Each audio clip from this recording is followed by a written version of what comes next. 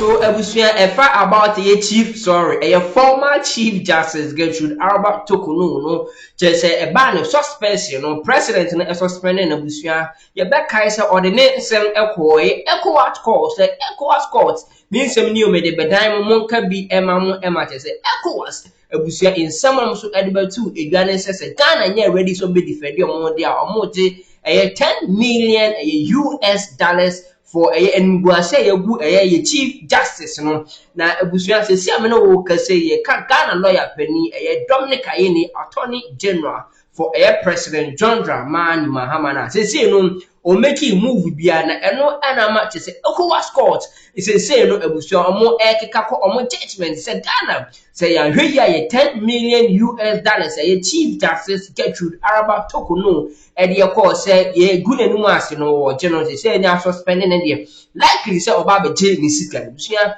yenko na insisting the Attorney General has failed to file a response to the case within the stipulated time. Her lawyers today filed processes alleging the 30-day timeline provided in the rules for responses to be filed has not been complied with by the country.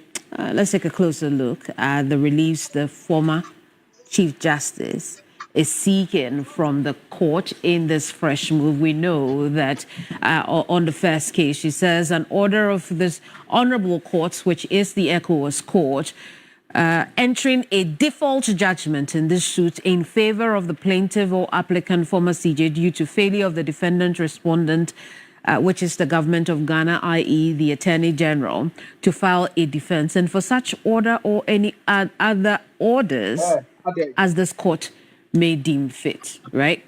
But what really are the reliefs that former Chief Justice Gertrude Tokunu is seeking? Her main concerns include the court's rules requiring responses to cases to be filed within 30 days. The Republic has failed to do so.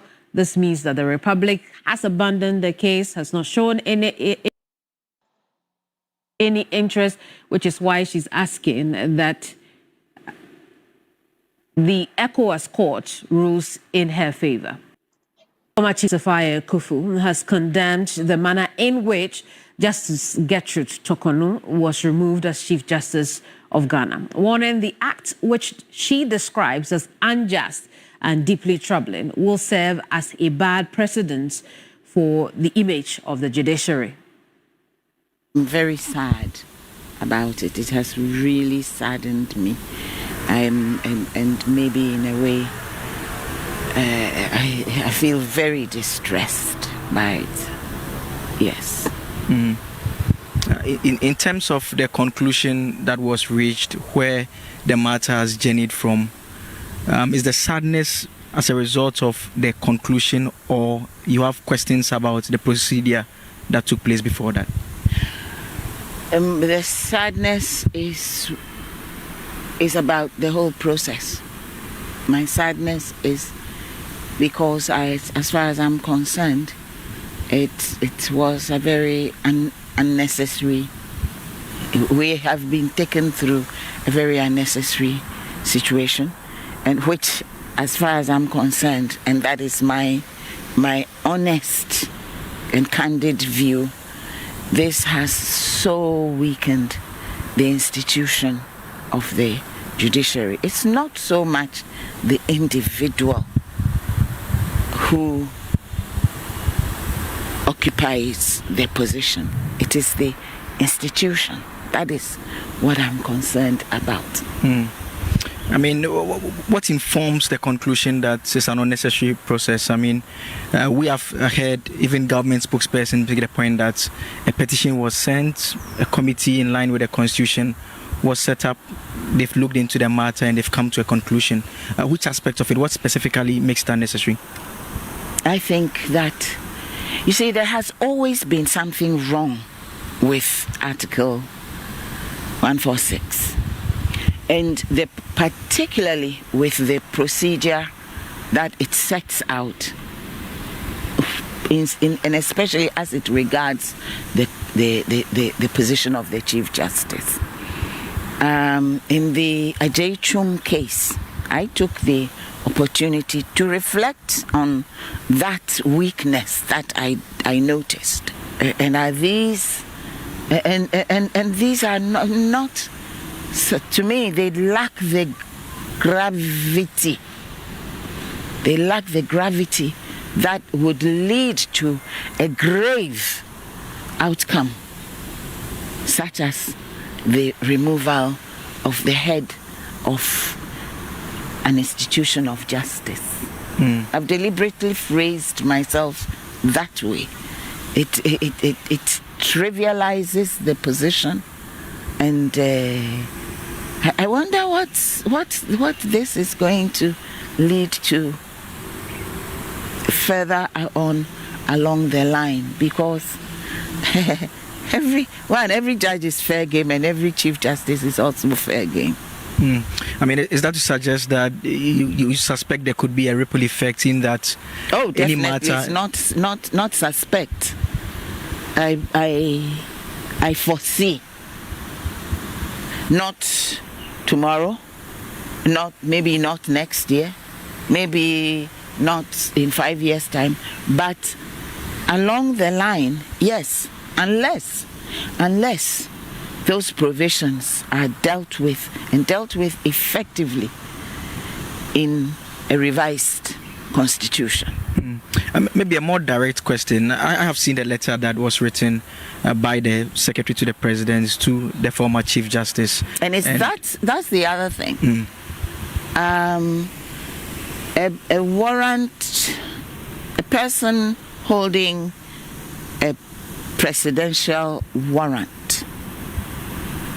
That's what the position is. You become Chief Justice because you have received a presidential warrant. You can receive all kinds of letters that you are hereby appointed. But if you don't have that warrant, does that make you Chief Justice? Yeah, okay. So if you're removing the person from the position, is it a subordinate who signs the letter? Is that the way it's supposed to be done? That's just by the way, food for thought. Yeah, but I've seen a warrant as well signed by His Excellency the President. So why are they showing us that one? I've been receiving all kinds of messages, and every one of them is only bringing out that letter. And in any case, is it polite? Is it proper that it should be a subordinate who writes a letter of removal to a Chief Justice? Really? Really? The Charlotte Osei matter has been a big conversation right now, so I like to deal with it. Now, the Charlotte Osei one, yeah? What was it about? The Honorable Charlotte Osei had been appointed by the NCC, had been appointed by President Mahama to be the leader of the NCC, National Commission on Civic Education. And she had done quite a good job. They had engaged her at that time in those days through the media, and I could tell, and anyone who engaged her could tell that she's a woman of ideas. You get that from Charlotte very quickly when you talk to her. She's a woman of real ideas. Now, after that, she was now appointed after Afarijan retired. And you know that Afarijan retired after the election petition of 2013, where it was felt that he was not able to discharge himself in a way that was loved by everyone before the Supreme Court. Nonetheless, he retired. And so there was a lot of tension in who becomes the next Electoral Commissioner, if you like, chairperson of the Electoral Commission. Charlotte Osei was appointed. Now, as soon as Charlotte Osei was appointed, there was a bit of constellation here and there, within the MPP ranks about the person who had been appointed, and I took a personal interest in the matter. So I decided to talk to key MPP people. I'm talking about, this is about 2014, to talk to important MPP people about why Charlotte Osei was a problem. And they told me something significant, and I share with you today. I never shared it publicly, even though I'm not going to mention names, but you can get the story. They said to me that they had been looking at the Nigerian election of 2015. If you know that Nigeria voted in 2015, we voted in 2016. They always vote. They are voting in 2027. We are voting in 2028. So the Nigerian election had delivered one of the purest elections in Nigeria. And so the Nigerian Electoral Commissioner, I can't remember his name now. Those of you remember, please send me a text. Professor something. He had become very famous, and he had been to Ghana many times. He had become very famous for delivering in Nigeria, where they thought elections were never free and fair, what looked like a stunning election that brought Muhammadu Buhari to power. The election had occasioned the defeat of Goodluck Jonathan, the incumbent president, who was very close to President John Dramani Mahama because their circumstances were similar. Both of them had become president on the death of their president from vice president position, had won elections, okay? And this was Goodluck. Sorry. So, again. So the MPP had taken notes from Nigeria. And this important MPP guy said to me that when they spoke to the Nigerians, they told them that the first and major, most important thing that was done was cleaning up the electoral register, closing it down and opening up a new electoral register, because they noticed that the difference between the 2011 elections, which Goodluck Jonathan had won, and the 2015 had a significant number of people removed from the electoral roll when the new voters register was compiled. So they thought that Ghana also had the same problem. And looking at the election 2013 petition, it appeared that the electoral roll had many major problems, isn't it? So they wanted also in Ghana, with the new electoral commissioner, to decide that we're going to do a new voters register. So they said their problem with Charlotte Osei arose when, upon attaining the job, one of the first things she said was that she was not going to tamper with the voters register. That's rubbed on the wrong side of the MPP, and that is what I was told. Then began this avalanche of criticism of Charlotte and pointing to her bias, etc., etc. So that was there. That was a big story. Now, I had occasion to myself do an editorial on Charlotte Osei when she launched something, and I was quite upset with it that the elections are coming, where she was launching a logo or a brand or something like that. Okay, after that, friends of mine and friends of hers spoke to me, and we worked together, and I went to meet with her. She was magnanimous in burying the hatchet and decided that she would grant me an interview. But by that time, the whole big issue about MPP's avalanche on Charlotte Osei was a real big deal. Every day in the news, every IPAC meeting, there was fights between MPP and Charlotte Osei, and Charlotte Osei would stand her ground, and MPP would say that she's trying to rig the election for John Mahama, and she had granted interviews and said that there's no way an electoral commissioner can rig an election. Charlotte was the first person to say that, but nevertheless, there was a lot of pressure on her. In fact, when she granted me the interview and I interviewed her, and I'm going to show the tape in a minute, I had to ask her whether she would vote, because this was the level of the tension within the Charlotte Osei and MPP NDC conversation, whether she was going to vote. Listen to what she told me when I had to ask her whether she was going to vote. Would you vote? Would you exercise your rights to vote on voting day? Because we've been talking about this symbolism of impartiality of the referee in such a tense mistrust, as you put it, kind of atmosphere. Would you vote? First, I will not be voting on election day like you. I'll be voting on the special voting. Special voting. So would you vote? No, I would not. You will not vote? No. Why? Because I don't want to. And it's not compulsory. Yeah, it's not compulsory. You don't want to vote? No. Should I vote? Yes, you should. I should vote? As a former chair of the NCC, I strongly urge you to vote. But you won't vote? It's a special privilege. But you won't vote? No, I won't. Who should I vote for? Oh, that is entirely up to you. But I would say that do not vote based on issues and based on where you want to see this country go and who you think can take this country to where you want this country to go. That's interesting. Have you voted? That was how important it was. I mean, it was such that we needed to ask Charlotte Osei whether you're going to vote and whether you're not going to vote. Okay, so in the end, she conducted the elections of 2016, and Nana Addo Dankwa Akufo-Addo was victorious, and Charlotte Osei graciously announced the results in favor of Akufo-Addo. During his inaugural speech at the Independence Square, Akufo-Addo found occasion to single out Charlotte Osei for praise, and to praise also the conduct of the 2016 elections. She appeared to have delivered the elections in a sterling way, and everybody was happy with the results. Anyway, then government of MPP starts. Of course, some people come up and say that there's still a problem at the Electoral Commission.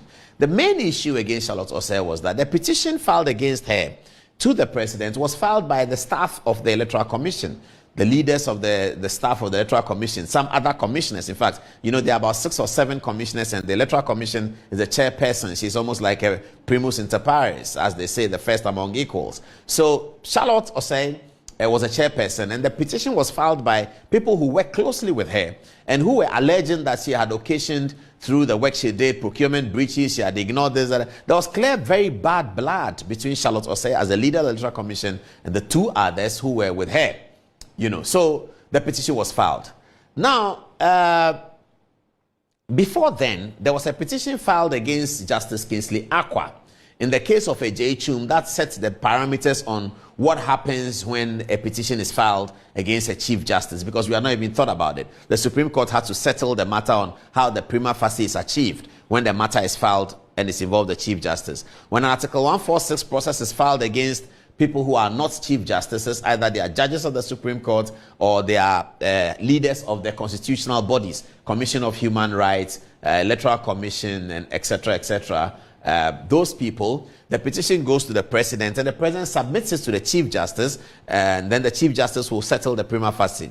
So when the petition was filed against Charlotte Osei, and the learning was still new in those days whether or not President Akufo-Addo was going to make the prima facie decision, people who were close to Akufo-Addo said to us that if Akufo-Addo has to make that decision, he would likely dismiss the application because he doesn't like these things. He doesn't like, these processes. Anyway, but the new learning emerged from A.J. Chum that it's not Akufo-Addo who is going to make the decision. It is the Chief Justice. The Chief Justice, as I've said already at the time, was Sophia Ekufu. And so the petition went to Sophia Ekufu. Now, the supporters of Charlotte Osei, some of them were concerned that the petition going to Sophia Ekufu is risky and that they are most likely going to return a verdict of a prima facie has been made, and therefore the process should begin. Article 146 should begin against Charlotte, because it was widely rumored then that during his tenure as president of Ghana, John Dramani Mahama in the first term had on occasion recommended Charlotte Osei's appointment to the Supreme Court. The rumor had it further that it was widely alleged that this recommendation by the president as part of a list of Supreme Court judges, which included Charlotte Osei, had offended some people at the Supreme Court. We don't know who they were, but they seemed to be very influential people within the Supreme Court's bench and arrangement, that they had been offended by the thought that Charlotte Osei's name had been added to a list of Supreme Court judges to go through the Judicial Council and then eventually to Parliament. After the hula baloo and the razzmatazz, it turned out that cool heads prevailed, but cool heads prevailed so that Charlotte Osei's name was removed from the list. So those who knew this information, those who had alleged this information, suggested that Charlotte Osei's name going back to the Supreme Court for a prima facie determination was going to be very difficult for her. I don't know the validity of that and whether it's verifiable. But anyway, this was rumors that was wide around there. Those of us news reporters, we always hear these things. So the petition went to Sophia Ekufu. Sophia Ekufu made a determination that the prima facie case has been found. And then the trial started. The people who had petitioned themselves were also impeached. As you know, the two people who had petitioned, who were staff of the Electoral Commission, commissioners of the Electoral Commission, were also impeached. But they were represented, as the trial started and we got to hear, they were represented very importantly by somebody that's surprised Charlotte Osei a little bit. It was Mr. Maxwell Opoku-Agyeman, who had been a director of the Ghana School of Law. In fact, Maxwell had his own problems with the Ghana School of Law. It is rumored that he was removed as the director of legal education on disciplinary grounds, and friends of Charlotte Osei called that poetic justice. Maxwell Opoku-Agyeman was now the lawyer for the petitioners against Charlotte Osei, and Maxwell was mates with Charlotte Osei at Legon, and it's said that people who were their mates in the class called up Maxwell and said, "But why are you doing this? What's wrong with you? What's that? This and that and that and that." Charlotte herself, I understand from friends of hers that she was very disappointed to have a Maxwell Opoku-Agyeman leading the charge against her, somebody that was her mate, blah, blah, blah. Anyway, so Maxwell was the lawyer for the people. Now, the case proceeded, and at the end of the day, it came out that the recommendation had been made. When the recommendation was made, new learning came up again from A.J. Chum that President Akufo-Addo has no role to play. Once the decision has been made, he has to just, announce the decision. That's really what it is. The only difference is that the committee make the decision, they send it to the president, and the president announces the decision. He doesn't do anything beyond that. That's the learning that was given to us, coming from A.J. Chum and those who are scholars and theorists of Article 146.